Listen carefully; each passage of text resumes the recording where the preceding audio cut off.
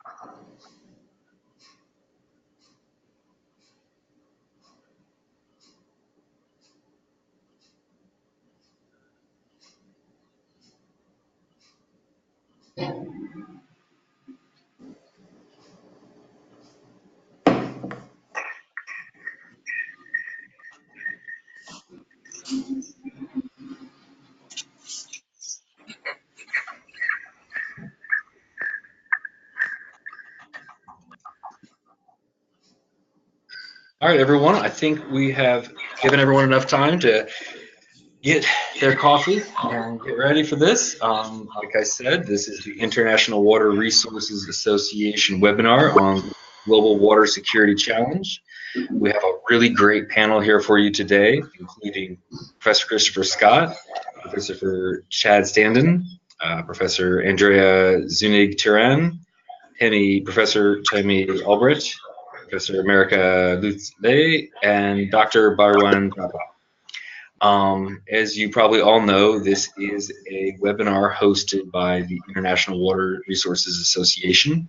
The IWRA is an international network of researchers and practitioners who work on a multidisciplinary range of water resource issues. We are a nonprofit, non-governmental educational organization, and the IWRA provides a global knowledge-based forum for bridging disciplines and geographies by connecting professionals, students, individuals, corporations, and who are all concerned with the sustainable use of the world's water resources. So we're really happy to have you here today. Thanks for joining us, tuning in. We have a really strong panel of people who are mostly coming from academic backgrounds, researchers who span really from the junior scholar to the senior scholar. And I like having that kind of diversity on our panel. So I think that'll bring a lot of different perspectives to this event. As many of you know, this is based on a special issue of Water International, our flagship journal, which was edited by Professor Chris Scott and Professor Chad Standen. So as many of you know, that over the last decade, the water security paradigm has really come through, is particularly in the scholarly literature and in questions of human and environmental security, and has become really a part of a resource management framework and the goals for policymakers.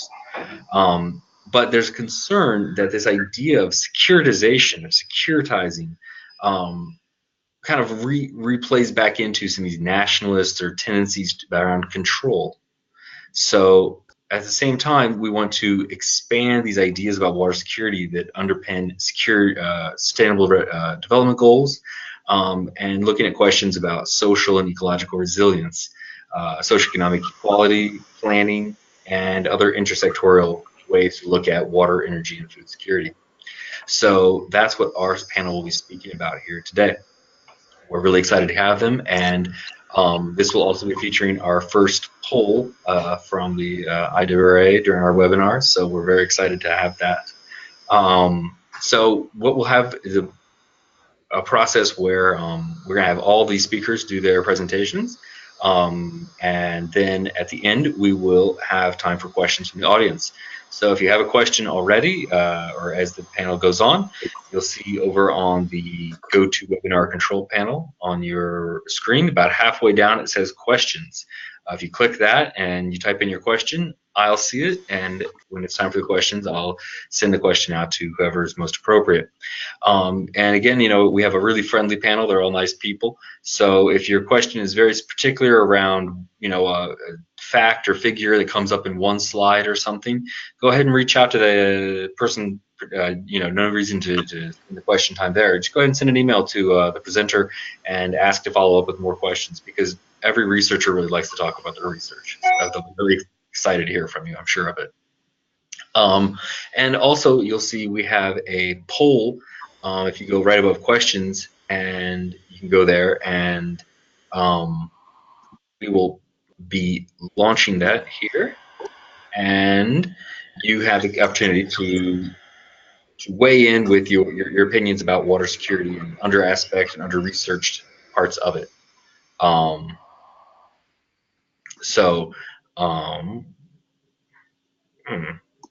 we'll give that a work here in a little bit, see how it works out. This will be a good way to kind of engage with our audience. We're excited to have you here, and make sure you seem as engaged as possible.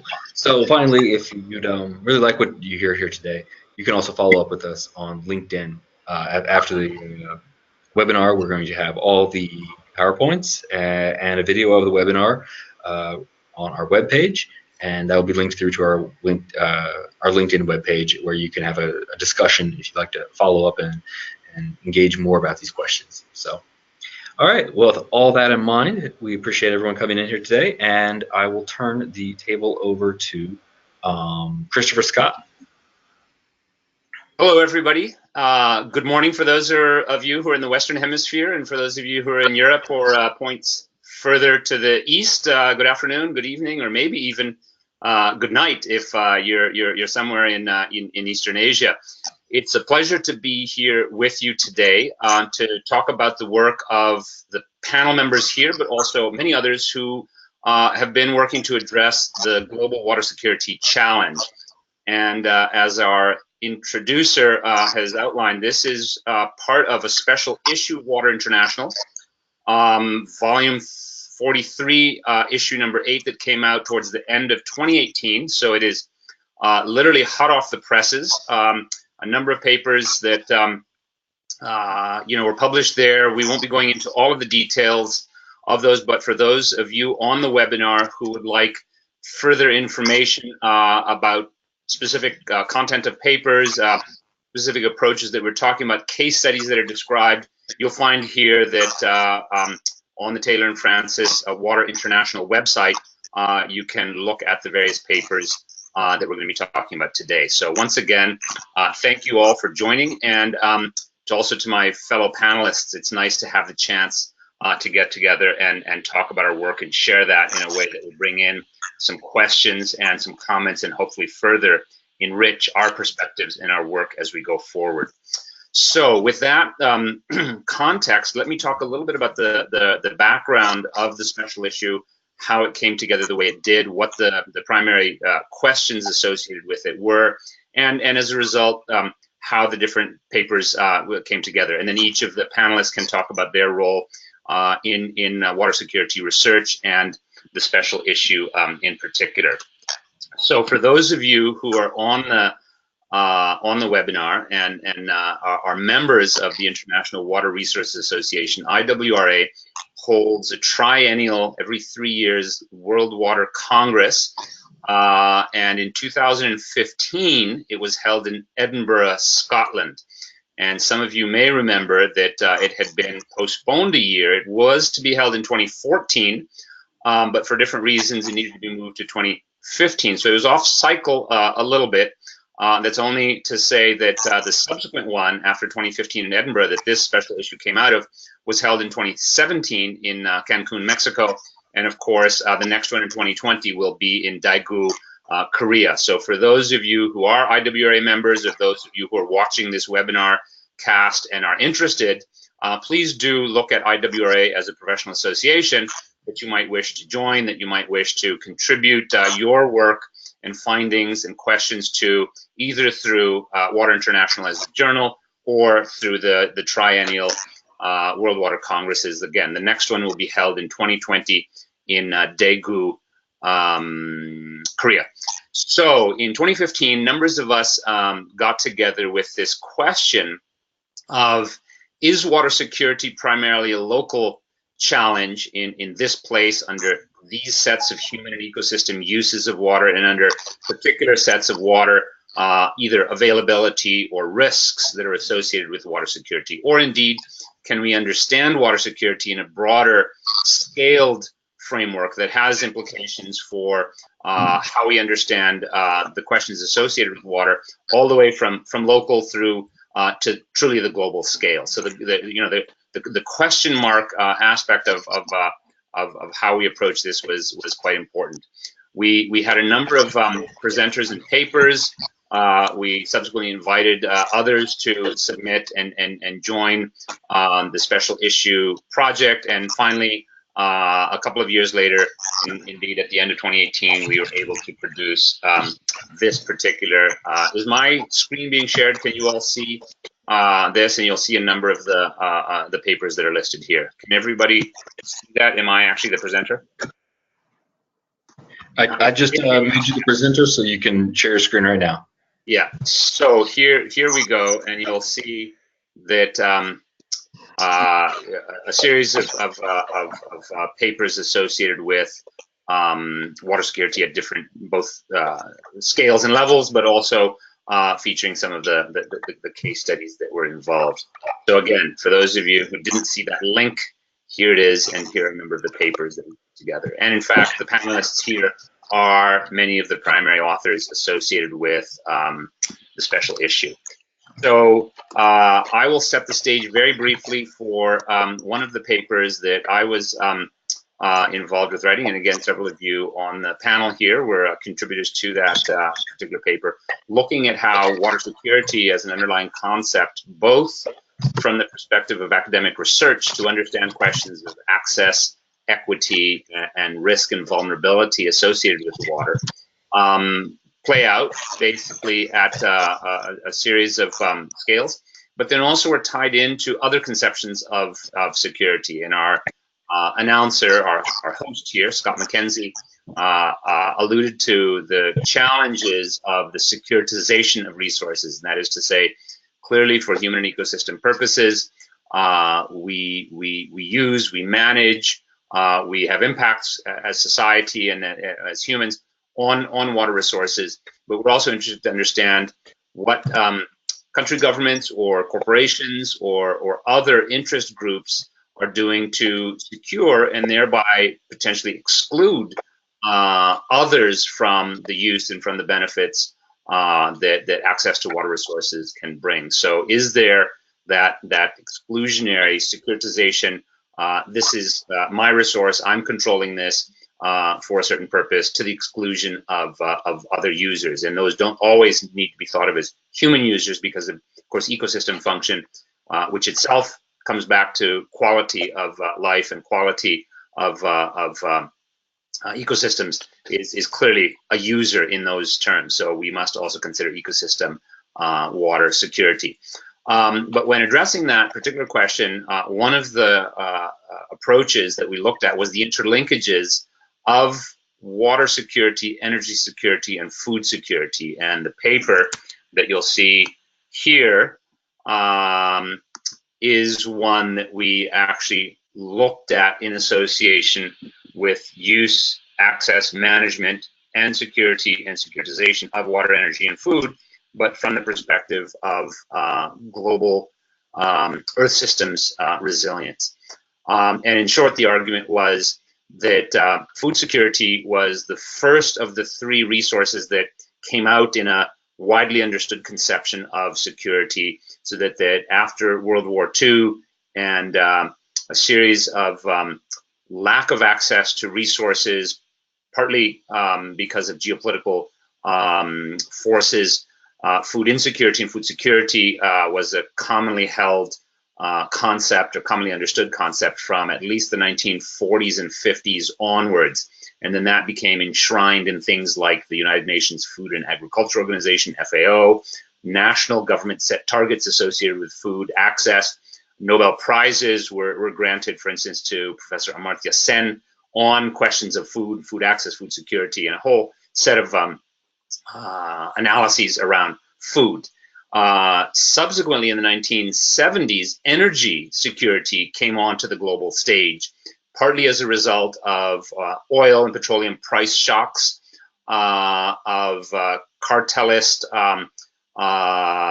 basically production caps by groups like OPEC, the Organization for Petroleum Exporting Countries, and local to national and even global conceptions of energy security came front and center in the 1970s, while of course at the same time food security was still being pursued with programs like the Green Revolution and so forth, also in that period of the 60s and 70s.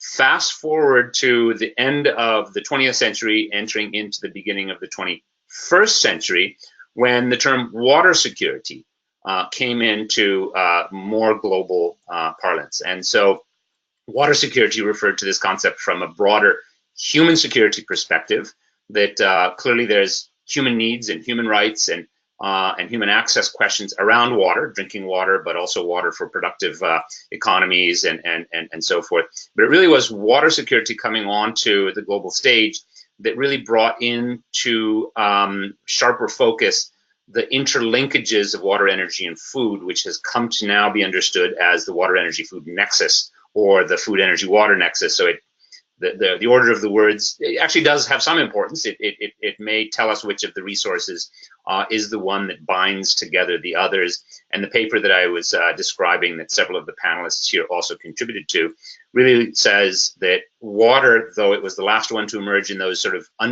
broadly understood water security terms, really is the binding thread, or the current underlying the integration of water, energy, and food as the nexus. The global systems, Earth systems resilience component of it was that we still do fundamentally have to understand that resources are limited, human use and development and access for a range of economic and individual, societal, but also ecosystem purposes have limits, and we have to understand those limits. And so from a global systems perspective, from an Earth systems perspective, and this shares some thinking in common with planetary boundaries and the approach that was put out also at the early years of the 2000s by Johan Rockström et al., and then popularized further by Will Steffen in the planetary boundaries concept. So in a sense, the paper goes through, identifies water as the binding thread of water, energy, and food securities, but places this in a context of global limits, if you will. Subsequently, and I don't see Professor Chad Stabden having joined, so Chad, are you there by any chance on voice? Chad is here. I am indeed here. Okay, Chad, so I didn't see your image, so I will now turn it over to you, Chad, or maybe back to Scott as our moderator, because I think you'll set the stage for the next round. Thank you all very much and I'm happy to take questions afterwards.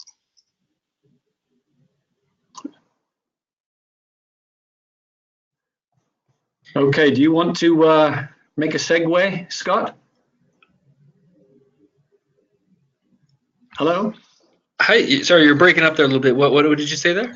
I was going to say, I was saying, do you want to make a segue, or shall I? Well, I think Professor Scott did a fine job segueing. You're a co-editor of the special issue, and do you have a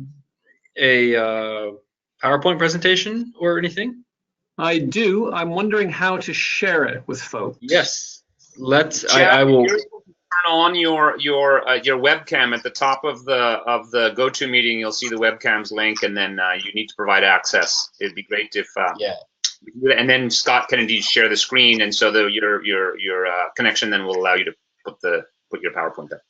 Yeah, unfortunately, this camera doesn't seem to want to work. No, that's okay. Here's what I'll do. I will make you the presenter, and if you on your screen, it'll give you that opportunity. So go ahead and click yes, and then it'll show everything that's on your screen to the audience, and you can just speak from your PowerPoint. So if you just have your PowerPoint up. Okay then. All right. Okay, there we go. Just click yes when it gives you the opportunity. Show my screen. So if I go up there, I think people can see the standard opening slide of a presentation. That's exactly what it looks like. Perfect. All right, good.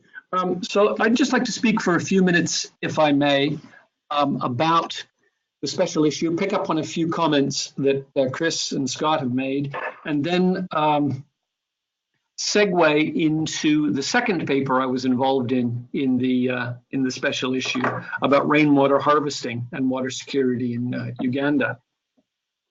So as Chris indicated, let's see if I can get rid of that, make this a little bit easier to see. Can people see the full slide, or are they seeing a control panel? No, we see the whole slide. No, we see the whole thing. It looks great. Good. Just okay. advance to the next slide. All right. So this is just a quote taken from the special issue, from the introduction that Chris and I wrote. When we first started thinking about water security and noticing the term water security appearing on the international stage, we began to wonder what it signaled.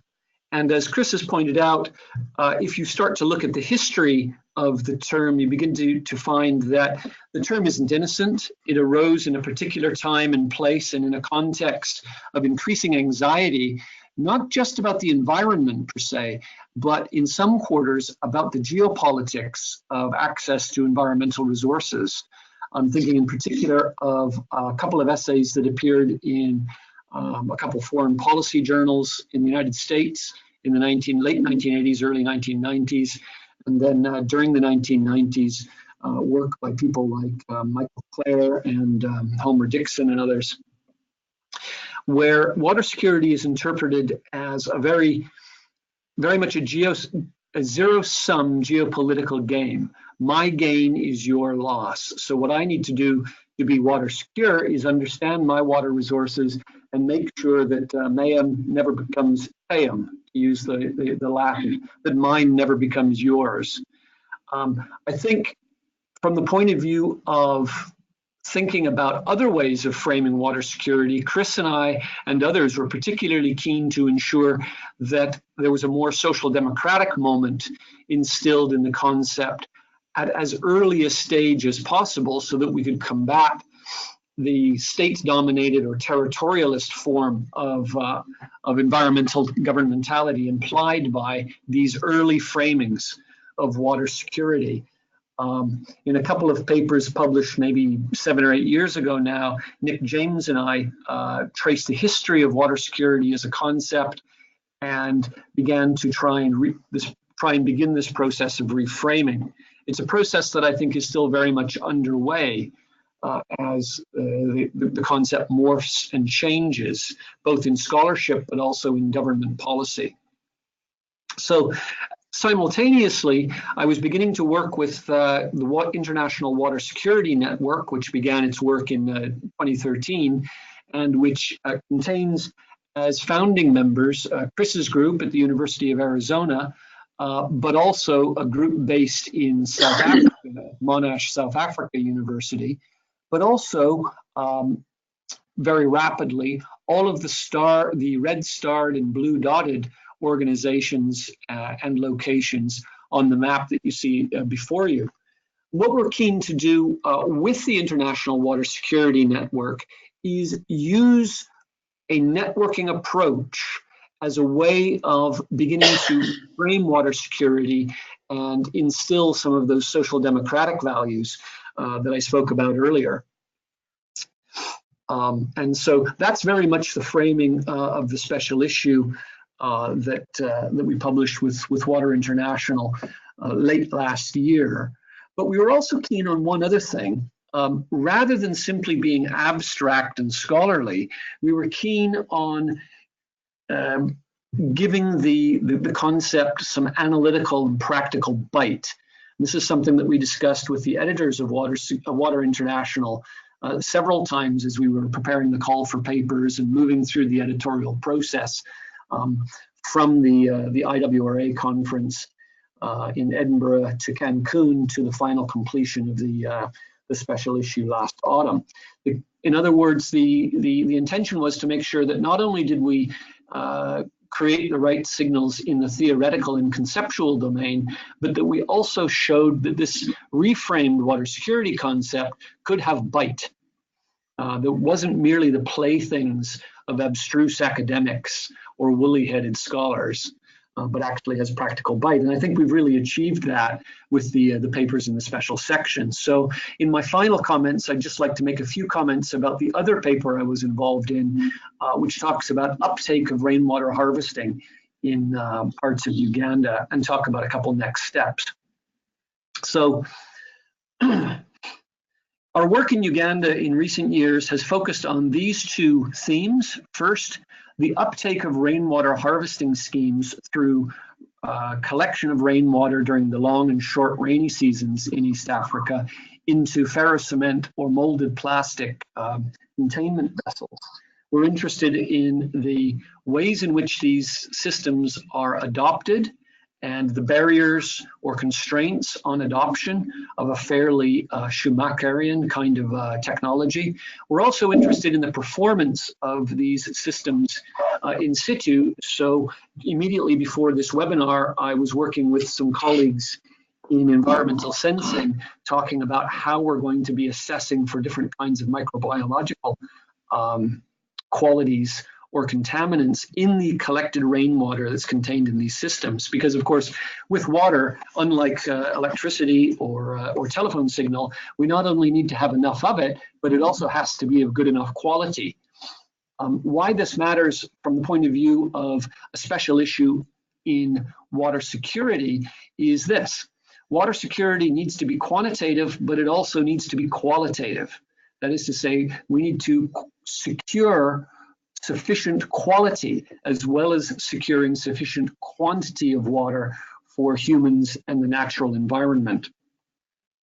So that's the case study that we talked about in the paper in Water International special section on water security.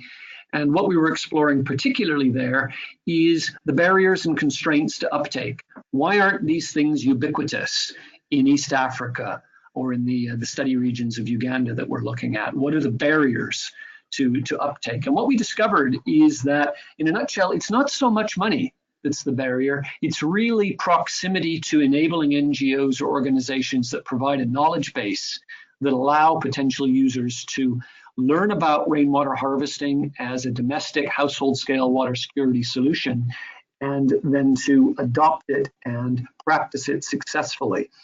So the key learning there is that the NGO community, local governments, local authorities, and indeed local water user committees have a central role to play in helping to improve household scale, community scale water security, at least in the communities we're looking at in Uganda and East Africa. The second work I'll point to, but I won't talk about, it's thinking again about water quality security in artisanal small-scale gold mining, or ASGM, communities in East Africa, where the scenario there, and this is the subject of some soon-to-be published work, involves people moving into gold fields in central Uganda and elsewhere and practicing artisan-scale gold mining using cyanides, arsenics, and mercuries to amalgamate the gold in the soil slurry samples, thereby creating potential pathways to negative impacts on human health and the natural environment. As I say, this is not work that was published in the special issue of Water International, but it is work that we're in the final stages of writing up and hope to publish very soon. And my final comment is to just point to some other work very relevant to thinking about the practical dimensions of water security. And that's the Household Water Insecurity Network, or Research Coordination Network, whose web link you see there. And if you follow that web link, you'll end up at this homepage. And I'll conclude my remarks simply by pointing interested webinarians to the HWISE Research Coordination Network, where we are developing and promulgating the world's first cross-culturally validated scale for comparatively measuring and assessing household scale water insecurity. That's a mouthful, but in a nutshell, we have figured out the 12 questions that need to be asked anywhere on Earth that allow us to comparatively assess relative levels of household scale water insecurity, something that is very relevant towards thinking about the practical dimensions of water security research. So with that, I'll conclude my comments. Thank you. Well, thank you. That was a really great overview from both of our editors. And I really appreciate the ways that you were able to sort of highlight the history of the ideas of water security and how it sort of emerged in the academic sphere and has moved over into the policy sphere, but also different ways that it can be reconfigured away from the nation state, but into, as you pointed out here, the great work being done by the HWISE community, for example, and down to the household level. So I think that's really good to be able to sort of set a stage for our rest of our speakers that will be able to really engage in ways that they've used water security, deployed the term and the ideas, they engage with literature in more maybe not, different contexts that maybe some of our audience members aren't going to be aware of. So hopefully this will be a very educational seminar for everybody. So we'll go on to our next speaker, Adriana, sorry. Okay. Hello, everyone. Let me see, show my screen. I hope you can see my introductory slide. Yes, that's excellent. Thank you. So my name is Adriana Zuniga from the University of Arizona. I am involved in 2 papers of this special issue, but I'm not going to talk about neither of them because Chris talked about one of them and Tami will be speaking about the second one. So I decided to take a little different approach and talk about a parallel work that I've been doing for the past 2 years, but still under the umbrella of water security and the International Water Security Network. And it has to do with cities and a little bit of equity, as my previous panelists introduced, and rainwater harvesting at the household level. So I'm going to talk about equity in green infrastructure and a very applied case study in Tucson, Arizona. So cities are becoming a very important topic for water security, especially because water can be a resource, but it can also be a hazard. And in cities, can be a big hazard, especially under climate change conditions, where weather patterns are very volatile and can result in literally a perfect storm, like the case in Houston recently illustrated. So as the world is becoming urbanized, cities are more vulnerable because of the expansion of the urban infrastructure, or in other words, how we have removed the natural landscapes and replaced it with impervious surfaces such as asphalt and concrete, and that don't allow all the ecological processes to happen. So, how do I change slides? Hold on. Okay, so green infrastructure, or this idea of combining blue infrastructure or the natural drainage systems along with the green spaces, the pockets of vegetation left in cities, and the gray infrastructure as well. So this creative combination of these 3 types of infrastructure show promise in alleviating some of these ills of urbanization and taking facing water as a threat. and making it water as a resource. So this is also called as a nature-based solution. So using nature to kind of help us increase water security in cities. Here is a list of some of the ecosystem services that green infrastructure or nature in cities provides. So it's really reframing water as a hazard to water as a resource. So in many cities in the world, and this is some work that we have been doing with colleagues on the panel, that we look at how cities across the world, low-income neighborhoods are deprived of vegetation. So I'm looking at Tucson as a case study, but this is not only true in Tucson, it's true in many other places. Here I'm showing a map, a couple of maps of Tucson. The one on your right shows tree canopy, and you probably can see that the south side of the city is visibly deprived of vegetation. This is where low-income communities settle, Hispanic and some minorities, and also immigrants. So, and the map on your right, you can see the heat map, also the data from the PIM Association of Governments, and you can see how it is directly related.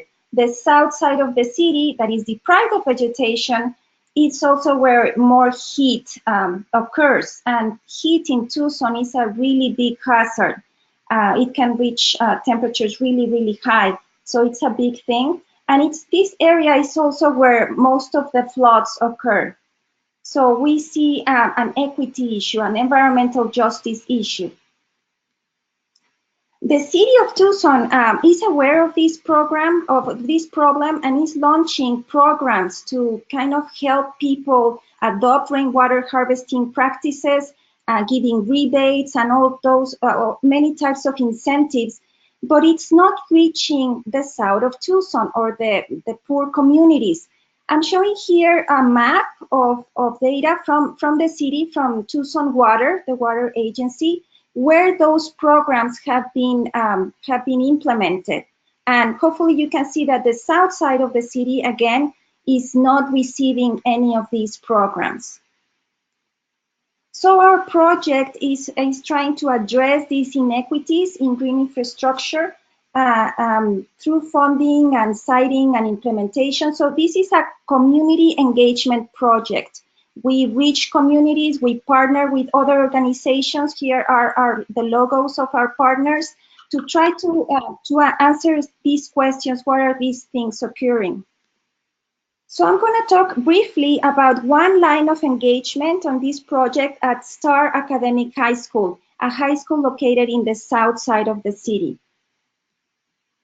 So we met with the principal, the science teacher, 2 years ago. We've been giving talks to the students, and we also involved a landscape architect professor from the University of Arizona, Bo Yang, to try to help them train students in the Masters of Landscape Architecture, but by helping communities. So the master students worked on the design of the landscape for the school.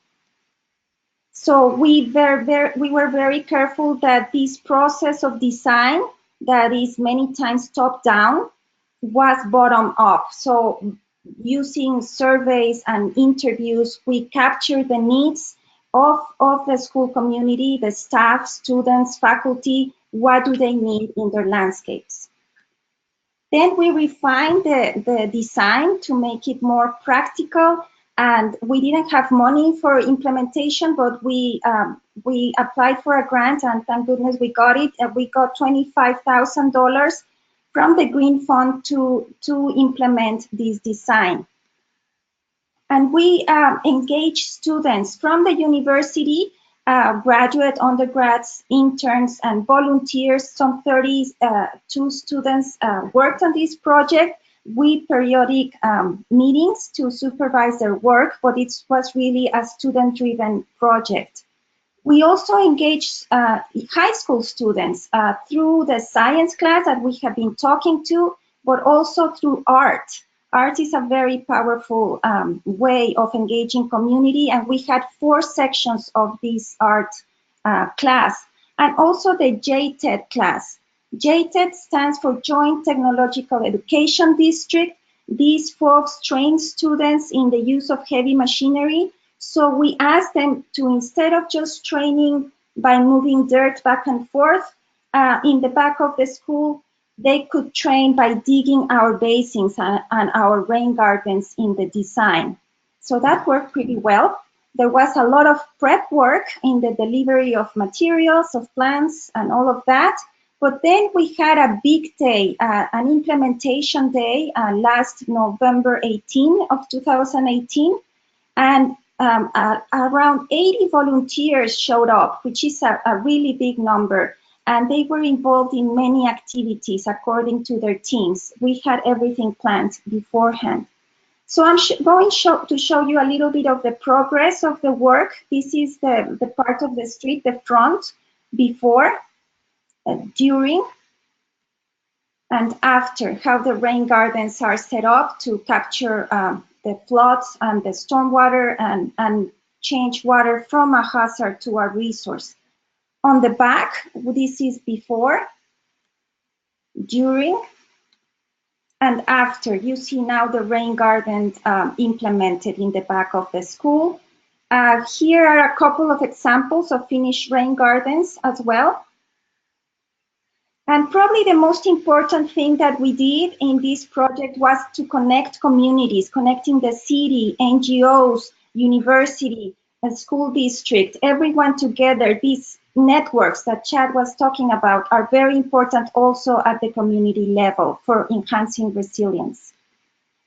So some of the obstacles for community engagement that we found, not on this line of work, but others that we pursued, was that there is a lack of representation in the south side of Tucson. That may be true in other places where there are not a lot of neighborhood associations. Here I'm showing you a map of neighborhood associations of Tucson, and you can see that the south side doesn't have a lot of neighborhood associations, and the ones that are shown, many are not really active. So this lack of social organization is really detrimental for their engagement and their voice in the city. We also see that land tenure is a problem because most people in this area rent their homes. And when you're not the owner of a property, it's less likely that you will be involved in greening efforts. And this having an immigrant status that is not legal also doesn't help. People don't like to engage when they don't have a legal immigration status. So I'd like to end my presentation with this graphic that I think describes what is going on in Tucson. The image on your right shows equality, and on the right is equity. So on the left, we can see what is, I think, going on in Tucson. So the city is launching programs for everyone across the city. But some weaker or more vulnerable communities, it's not enough. It's not really working. They need an extra block of help depicted on the right. And what does this mean, this extra block? Well, in short, it means resources, because it takes time, effort to build trust and to really make this more equitable. So that is all from me. Thank you very much for your attention. Oh, thank you. That was a really great presentation. And I think I really like that last slide that I think really helped encapsulate the differences in what you're trying to explain to people. And I think helps people sort of understand. I mean, it's a very popular idea, you know, to, okay, let's provide some more social programs, let's do something, let's address the issues. But when you're not really looking at the underlying people that you're serving, I think that's really, in addressing their particular needs, I think you can point out how that can really have the effect of not really truly doing the work that the goals of the program. Let's go now to our next presenter, Tami Elbridge. Frezzer. Okay, thank you. Great. There you go. Get your screen shared there.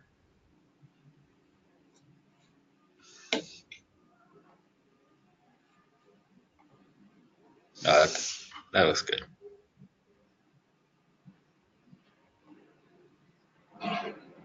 Is that full screen now? Not yet.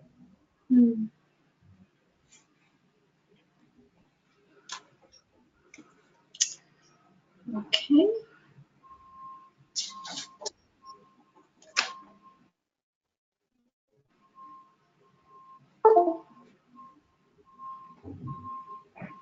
How about now?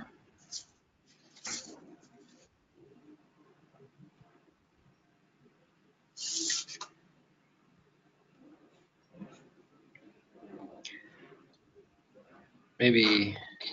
Go back, I Yeah, it think. looks like it's maybe doing something. There you go. Perfect. Got it. Working. I can see it all the way. Okay. Okay, I'll take it. Yes. All right, thank you.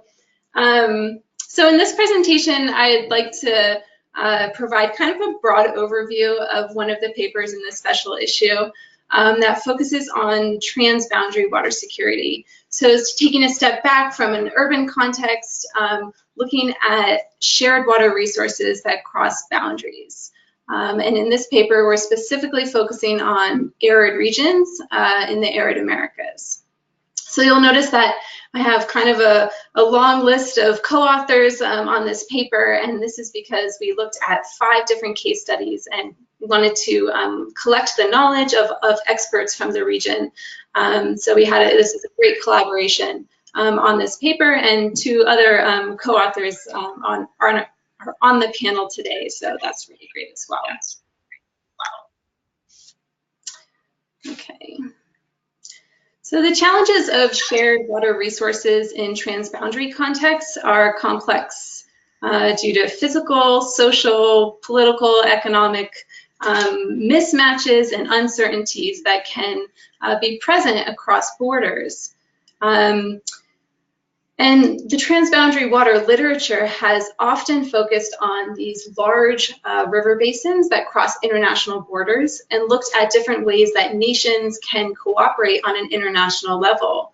But transboundary waters and other shared water contexts are varied and diverse, and they can include not only river basins, but aquifers that flow underneath borders. They can include large-scale water transfer infrastructure, and even virtual water that's transported via exports of produce or other goods. So in this paper, we used a water security framework to try to identify and clarify the contributing factors to water governance challenges that we see specifically in these transboundary contexts. So as we've been talking about water security, and as it's been used in the literature in many different ways, it's often and almost always defined as this multidimensional concept that's a combination of different factors related to physical factors, related to how it's used as a resource, and related to how it's managed. So it's not just one thing, it's a combination of many, many things. And so to create a water security framework for this paper to look at our different case studies, we compiled all the attributes we could find in many different definitions of water security in the literature.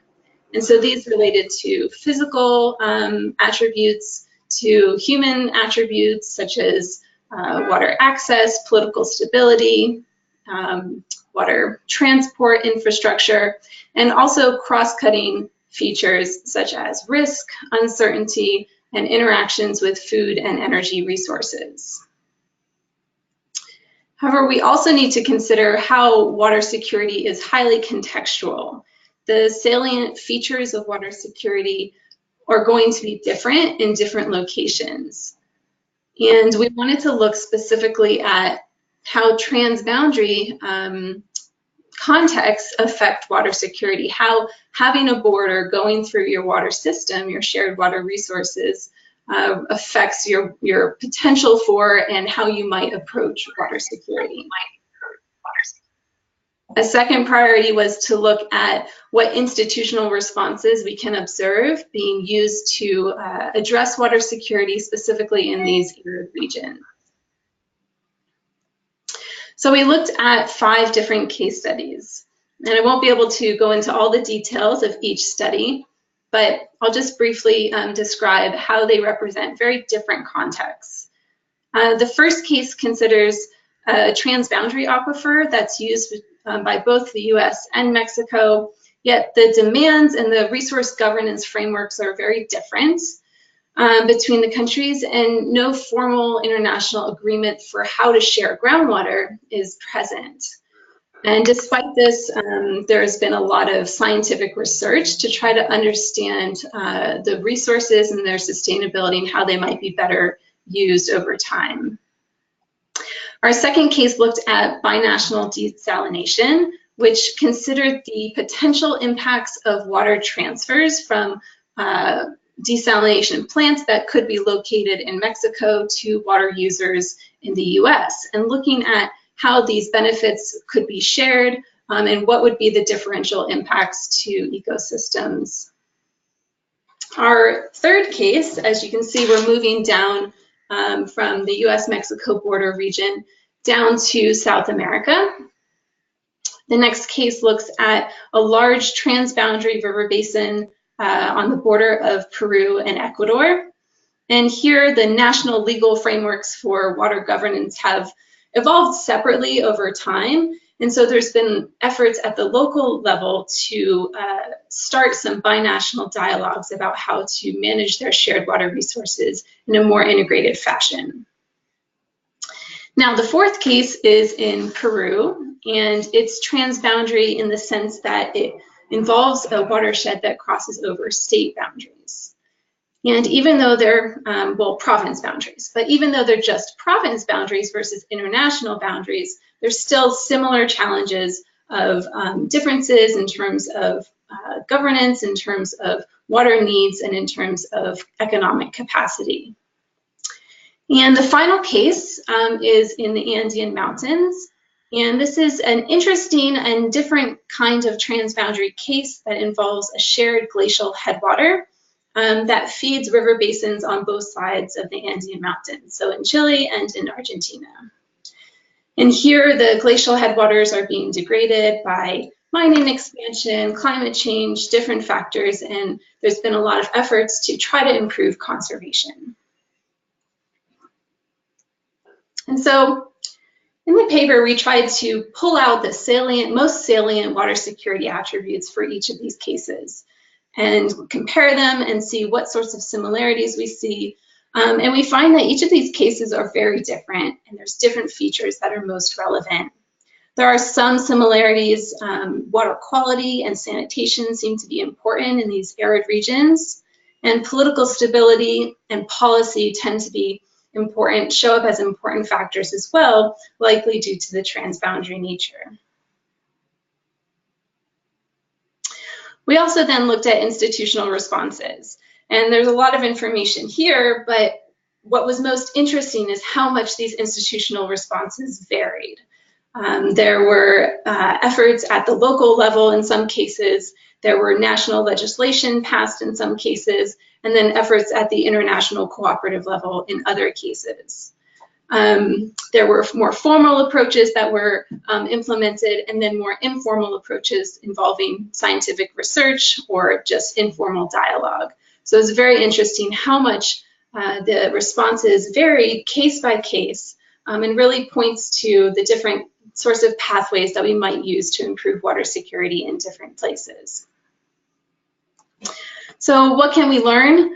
We did see that transboundary contexts do introduce some additional compounding factors to water security, and helps us understand some of these more social political factors that might be influencing our approaches. We did find that some challenges are common among the cases, but as I just mentioned, the institutional responses that we observe vary greatly. But our cases and our analysis really point to the overarching need for improved governance capacity, and capacity that's flexible and adaptable as conditions and needs change over time. So that's all I have today. Thank you. Looking forward to the next presentations as well. No, thank you. That was a really great presentation. I appreciated how you were able to sort of take one idea and look at it in different scales and different places and different look at those different interactions and those different, like I said, national frameworks or even local frameworks. It kind of gives you a better idea of all the different scales that it can operate. Our next presentation is from America.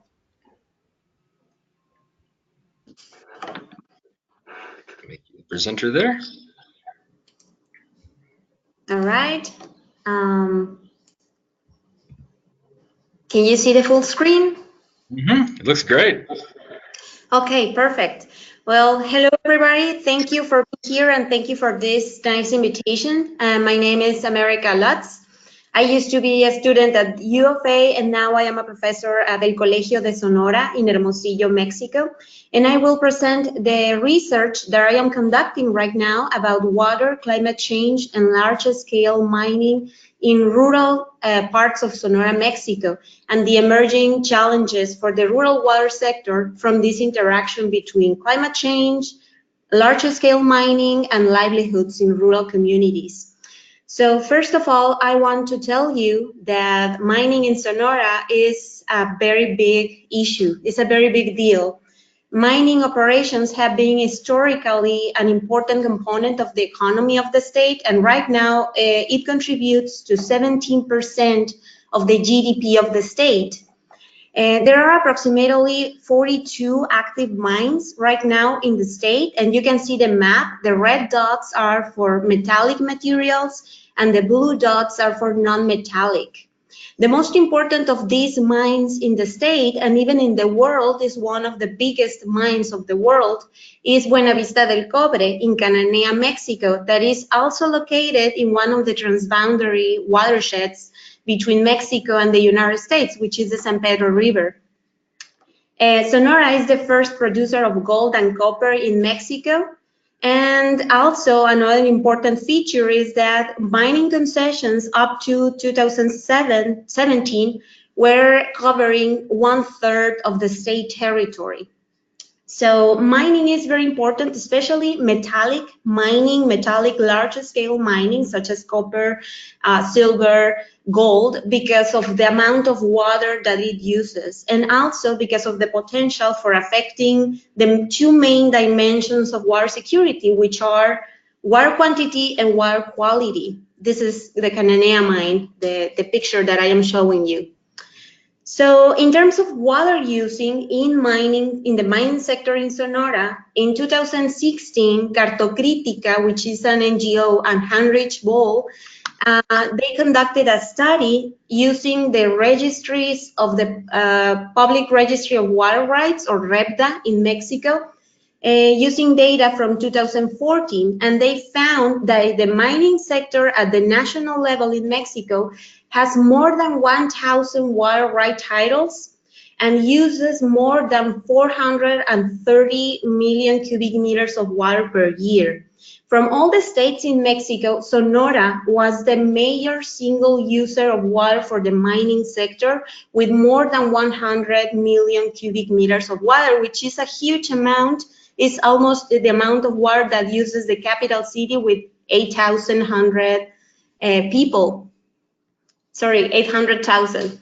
So thinking about water security for the future and water security for rural communities where all these large-scale mine operations are located, we can think about Northwest Mexico and Southwest United States as a hotspot for climate change, with more temperatures, higher temperatures expected by 2050, and more changing precipitation patterns, more extreme events.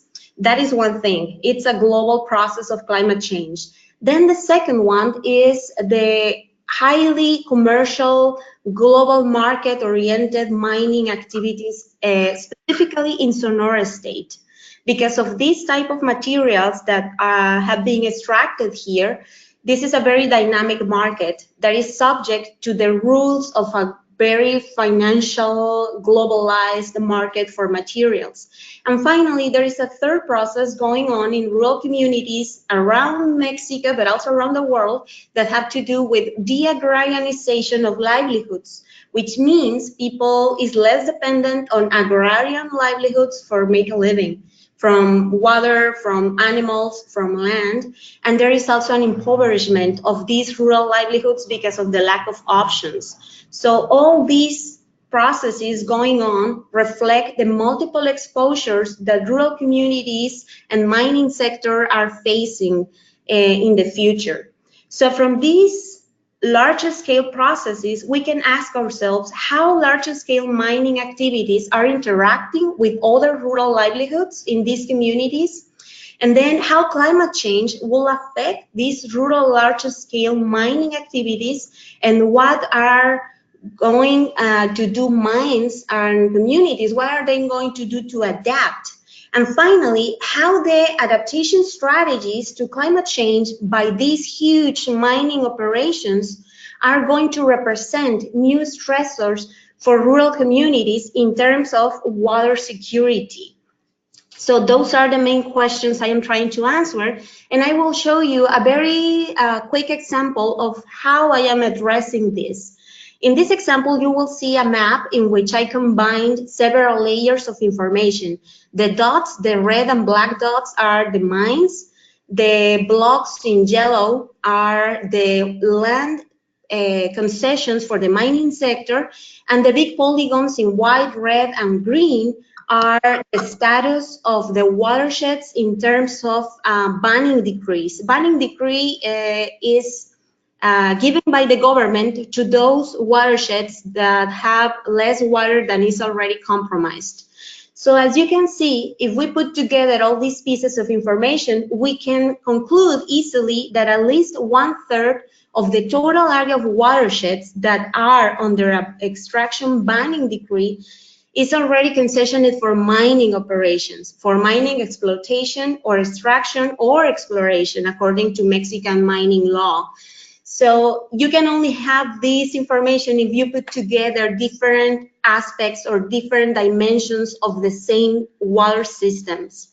So what I am planning to do is to do this for surface water status, for aquifers status, social property of lands, I mean ejidos and comunidades, which are a big deal in Mexico, vulnerability and road mapping by CONAGUA, and natural protected areas. And I will combine this with qualitative data from semi-structured interviews in communities and with the mining representatives. So what we know from the analysis that has been conducted so far, first, there is a lack of coherence between the management institutional frames that produce some mismatches or gaps in the way we are managing our territory. And that impacts water security because many of these mines are located in the headwaters of watersheds. This, at the end, can foster social conflicts with those users, local users, that still are engaged in agricultural activities. Then we learned also that single sector analyses are insufficient. We not only need to measure and to analyze water security within one single sector, but we need to conceive this whole system as interconnected. We need a systemic view about these issues of water security. And finally, also, while mining is not necessarily as obviously dependent as agriculture from water and land to perform, it also can affect significantly rural water security for these communities, not only in Northwest Mexico and Southwest United States, but around the world. But what we can measure, we cannot change, right?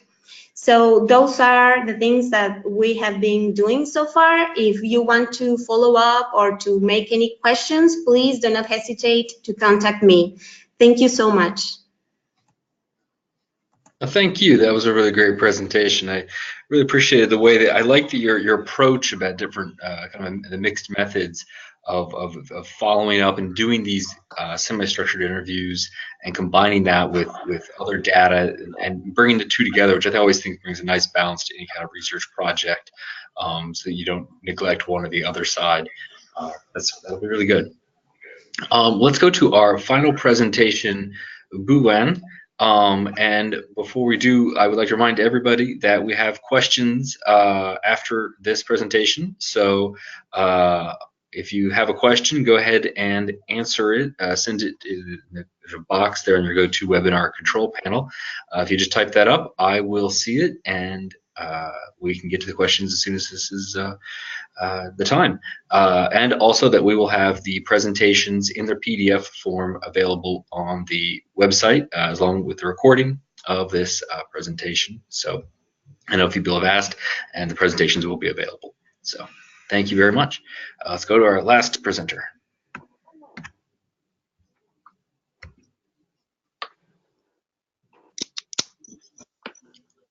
There you go, Doctor.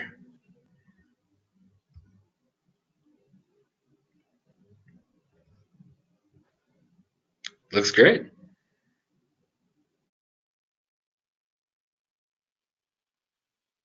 You might need to take yourself off mute. I think you're on mute and none of us can hear you.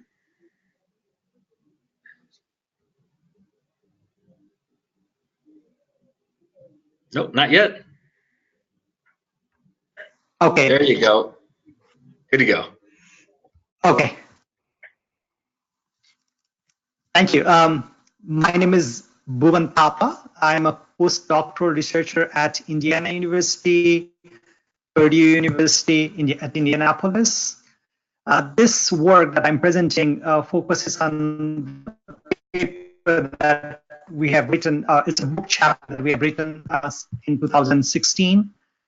So in this presentation, what I will do is I'll try to give you how I have tried to operationalize this water, food, energy nexus in the context of wastewater energy nexus, using a case of urbanizing city in South Asia, which is looking at Nepal. Okay. Water, energy, food nexus has been viewed at a different layers and probably at multiple dimensions. One being at a resource scale, looking at the interaction at a resource level between these three energy, food, and water systems, and at the institutional level, looking at how institutions synergize between management of these three systems, and at looking at human and ecosystem resilience on water security, energy security, and food security. However, for this presentation, I'm more focused on resource level. Okay. Wastewater treatment in general, if you look at any region, it's a very energy-intensive process. And when we look at developing countries, developing region, the trends are very common. One is rapidly urbanizing cities. For example, the Kathmandu city, which is the capital city of Nepal, has grown in double digit in the last 10 years. And as a result, the infrastructure on public services, for example, water delivery, drinking water, sewage in wastewater treatment plants, all these infrastructure had really failed to cope with the growth. And as a result, there's a lot of unregulated in these areas. So looking back into, so in that context, how do you really look into wastewater? And so I took a case study of one of the wastewater treatment plants in Kathmandu Valley, and then try to think of what are the energy and how does this nexus play in this case. Okay. So now I would be going in depth into this wastewater treatment plant, that the one wastewater treatment plant which is the only functional, probably partially functional treatment plant in the valley. Okay.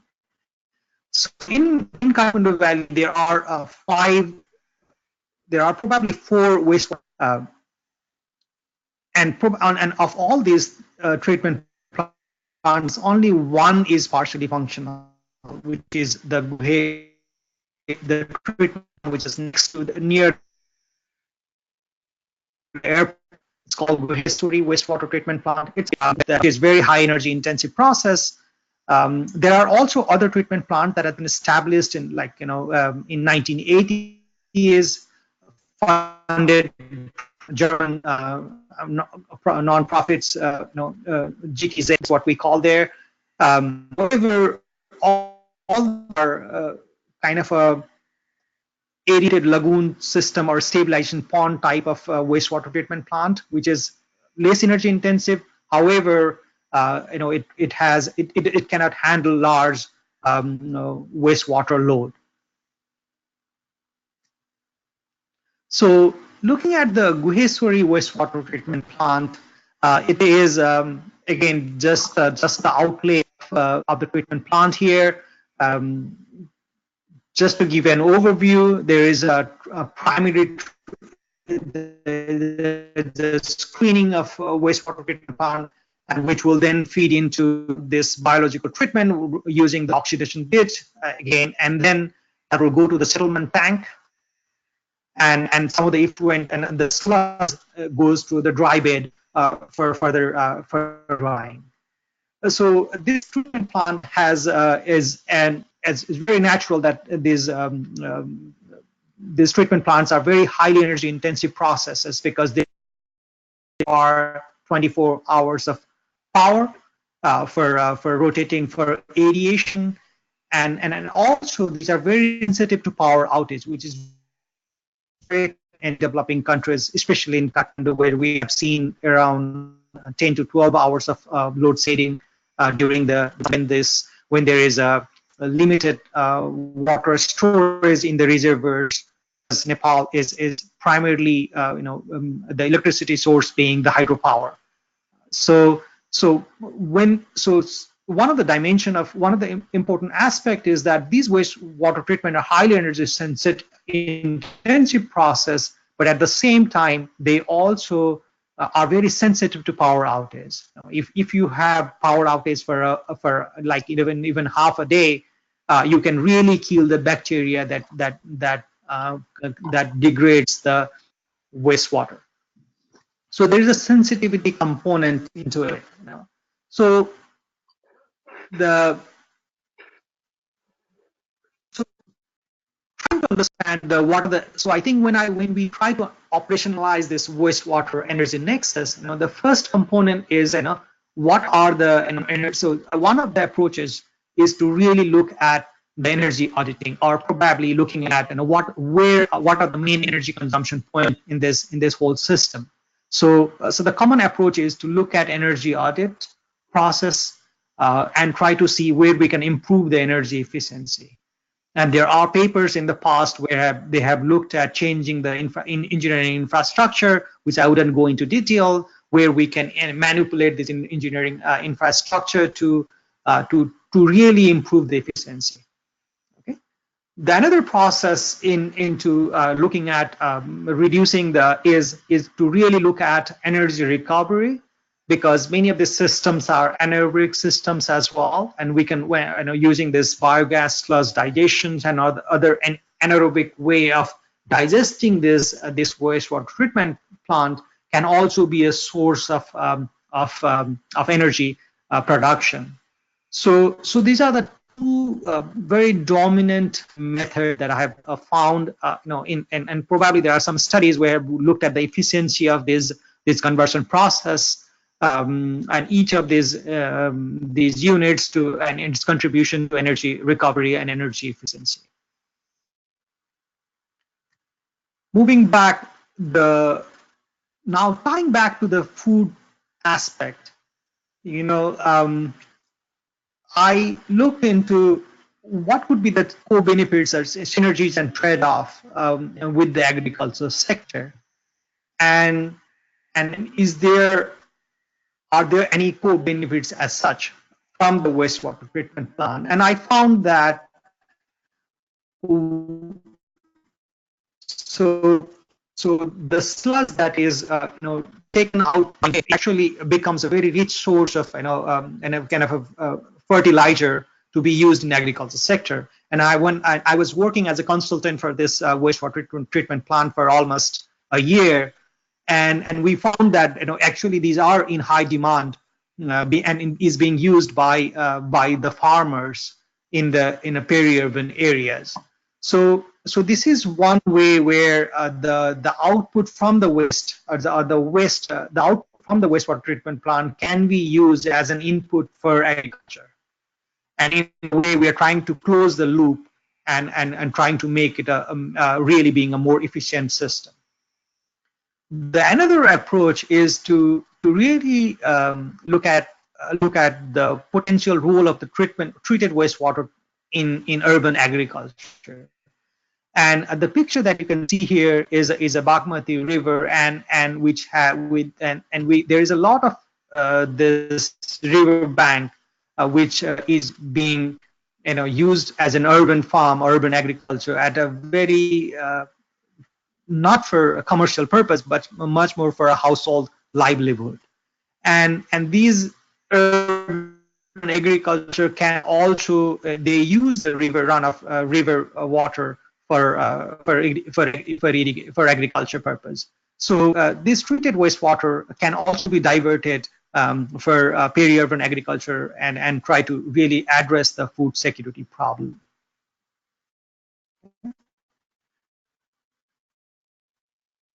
So with that being said, as a final slide, I want to reflect back on this exercise and how do you really try to operationalize this water energy food nexus. And my reflections are this. Okay?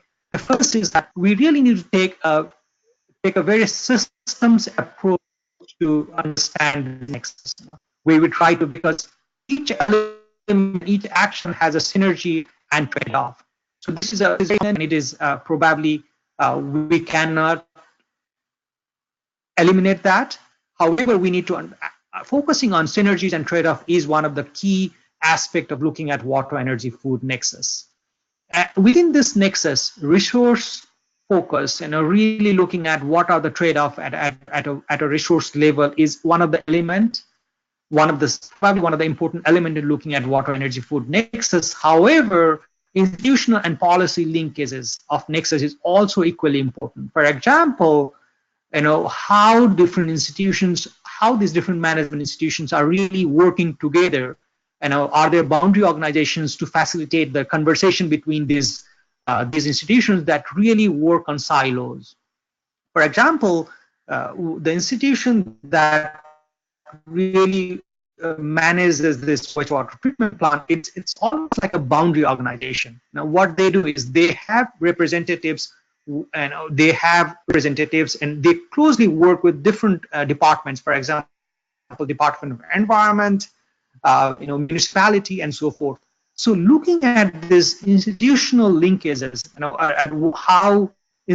are the institutional and how they are addressing this water energy food nexus is equally important dimension. And at the last, this water energy food nexus much more situated within the sustainability framework. It's not the only how I situate this nexus framework, where we have economic sustainability, environmental sustainability, equity sustainability, and focus on equity, and WEF being one of the approaches to address that. And if you have any questions, I'll be more happy to answer that. I've also looked at and interested in this hydropower in this agricultural nexus, and we have worked some work on that as well. And I'll be happy to answer any questions you may have. Thank you. Excellent. Thank you so much for that great presentation. And I really appreciate the inclusion of the wastewater as part of the water energy food nexus, just because I think that's an aspect that a lot of people haven't looked into as much and maybe don't have thought about quite as much. So we have about 10 minutes left for some questions, and just as a reminder, if you happen to have a question, you can just type it in there on the box in the on your GoToWebinar control panel. It's down towards the bottom. I'll see the question, and then we can go ahead and direct it to the appropriate person. It's great if your questions can be as broad as possible, so we can try to get as many of our panelists engaged as possible. What we are going to do here, we're going to try something different. We are going to try to do a poll that we worked up before the presentation while we are doing the questions, and then we'll have to see what the results are after the questions. So I'm going to launch the poll here, talking about the most under-discussed aspects of water security, and the poll is open, and now we can go to questions. So if any of my panelists would like to answer the question, just go ahead and take yourself off mute and jump right to answering. So the question is there a perception that water management is an attempt to acquire more water resources in developing countries, and it maybe how can that be compared with responses in the more developed world? So have you seen a kind of maybe a global north, global south, the differences in responses to the ideas of water security and how to prioritize different goals within the idea of water, the broader notion of water security?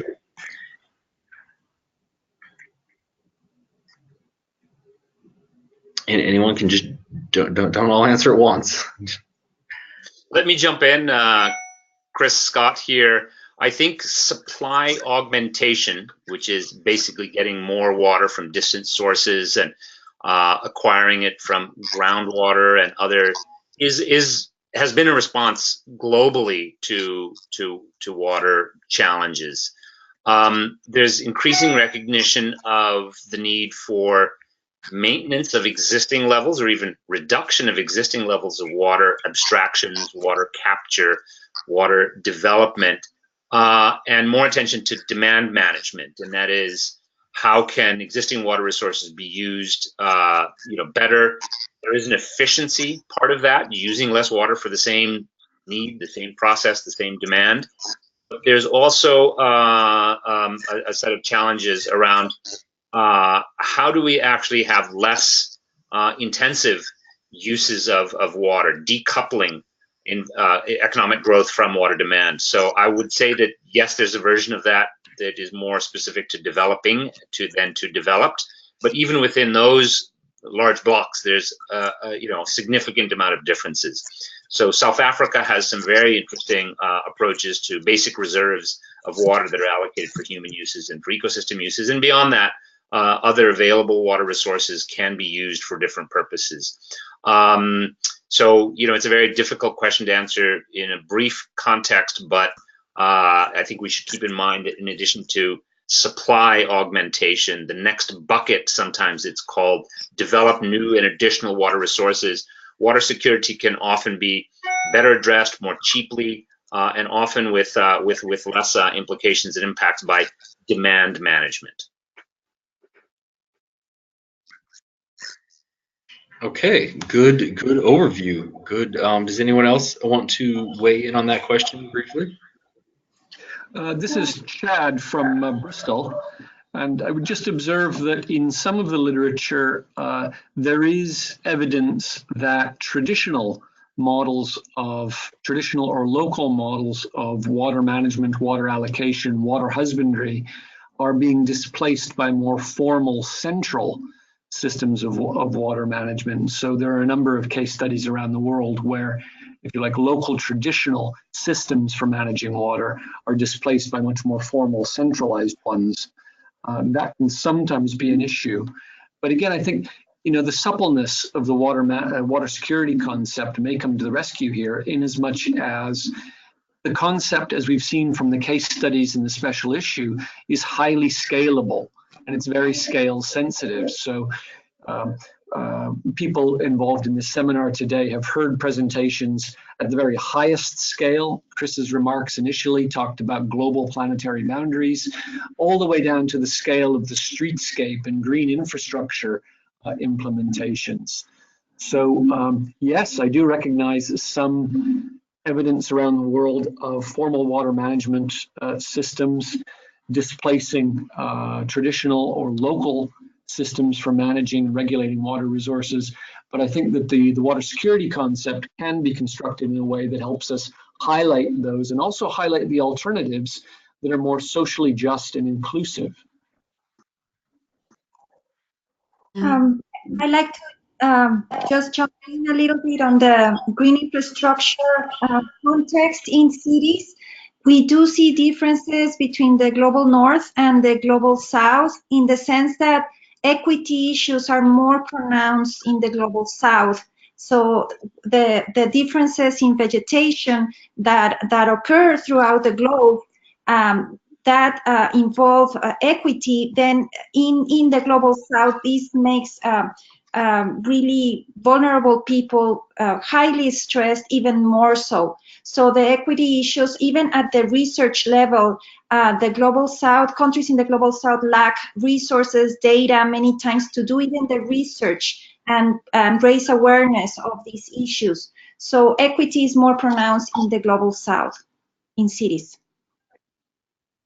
Hello, I want to add to Adriana's comment about equity and going back to the main issue of supply augmentation in some countries in the global south and other management strategies in the global north. I will say we should ask ourselves for what we want the additional water. Because in many places, and because of this issue of virtual water, I mean of exchange of water between countries and around the world through services and through products, what we have is that some countries can protect their water resources because they are importing products from other places. And in the case of my study of mining, what I can see is that mines are using the water from rural localities, but the products are put in the global market, the minerals that have some water in the production process. So at the global scale, there is this issue of lack of equity on where you put the water and for what reasons you are extracting water from your water systems at local levels. Okay, well, thank you for those responses. Let's try to squeeze in one more round of questions. We have about 2 or 3 minutes left here, so we're going to get to that just as quickly as we can. One question that's come up here is, first of all, what are the gold standards comparisons for your research? And I know that some of you are working with the HWISE group who are kind of launching your own research around an index, around creating that gold standard. So maybe you could sort of bring that into the answer. But also, how do people communicate these kind of research that's being done to policy groups and decision makers about how to kind of reframe ideas around policy, around equality, around taking into these different groups and different scales into account? So how can that be done? Okay, it's Chad from Bristol in the United Kingdom. I'll just comment a little bit about HWISE. So HWISE emerged when a number of us realized in the normal course of our work in different parts of the world that there was no cross-culturally validated scale for assessing water insecurity at the household scale, as there has long been for assessing food insecurity. So we worked very much by analogy. In a paper published in British Medical Journal Open just before Christmas, we talk a lot about the gory details of the methodology of scale creation. But now, and moving on to the second aspect of point of the question that's come up, the challenge is to create awareness of the scale, its utility, and to boost adoption. So I'm very pleased to be able to report that as of a series of workshops that we've held over the last 6 months, a number of global water and sanitation operators, including Oxfam, Water Witness International, and a number of others, are actually using the HWISE scale, not just as a way of better understanding the localities within which they work, but as a way of doing monitoring and evaluation of policy. So if you do the scale, if you apply the scale before an intervention and then after an intervention, you can get a validated measure of the difference that the intervention may have made in that context. So, for example, something as simple as making finance available for ferrocement rainwater harvesting systems. You can use the HY scale to measure the before and after impact of an intervention like that. Thank you. Thank you. Would anyone else like to weigh in on that?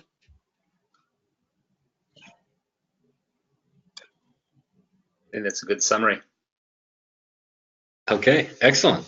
Well, I'm going to close our poll here on the most under-discussed aspects of water security, and it looks like the results are overwhelmingly for virtual water. So 40% of the respondents, 40%. So steer your research that direction. That's a really interesting point to reflect on, whether virtual water exports can be somehow securitized, or water security is achieved through virtual water imports, which is sort of the standard argument that Tony Allen and others came up with, with that concept, particularly for arid and scarce regions, water scarce regions in the Middle East. Water and food security could be secured through imports.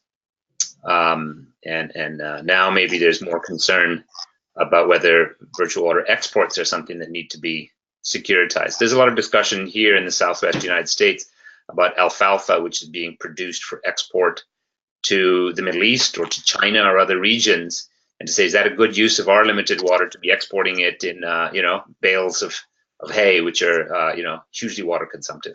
So very interesting question. We should reflect on that. Wow, that sounds like a perfect special issue for Water International, our flagship publication. All right, well, it seems that we are here at the hour and a half mark, so that is it for the webinar today. Thank you all for the participants who are out there listening and have joined us. We really appreciate that. Thank you all to the panelists. It really was great. And Scott, thank you very much for all your organizational effort and keeping us on track and everything. We all greatly appreciate it. Well, thank you. I appreciate everyone coming and participating. Thanks to Professor Chris Scott, Professor Chad Standen, Professor Adriana Zuniga, Professor Tami Elbridge, Professor Mircea Lutz, and Dr. Butuang Tarpa. Just to help everyone, everyone knows that the panel and IWRA itself are all on Twitter. So please look us up, follow us on our social media. Everyone likes a good follow, so engage with us there. And if any of these presentations have left you wanting to discuss this some more, you can check out our LinkedIn webpage, where we will post a summary and some questions for debate and discussion. So please use our LinkedIn webpage as sort of your place to go, and it's a very friendly space, so have some good discussion and debate. I really hope that everyone in the audience here found these insights provided by the panel really just as helpful as I did. And it's given me a lot to think about as we're doing a lot of writing this week. Just to remind everybody, this webinar was brought to you by the International Water Resources Association, an over 40-year-old nonprofit, non-governmental educational organization. We focus on bridging disciplines and geographies, connecting professionals, students, individuals, corporations, institutions, everyone concerned with the sustainable use of the world's water resources. This was a webinar based on a special issue of Water International, our flagship publication. So definitely worth checking out. And I believe that we should be sending a link with open access to the journal to everyone who attended for, I believe, for this issue for the next month. So please download all the articles, cite them heavily in your work. So make sure we get some good use out of that. So we thank that our publisher, Taylor and Francis, for making that available to us. And if you are interested in learning more about the association, the IWRA, or if you'd like to become a member, please go to our website, www.iwra.org. So on behalf of the whole IWRA office, thank you for tuning in today and joining our webinar. Thanks, everybody. Thank you. Bye-bye. Thank you. Bye. Thanks. Bye. Thanks, everyone.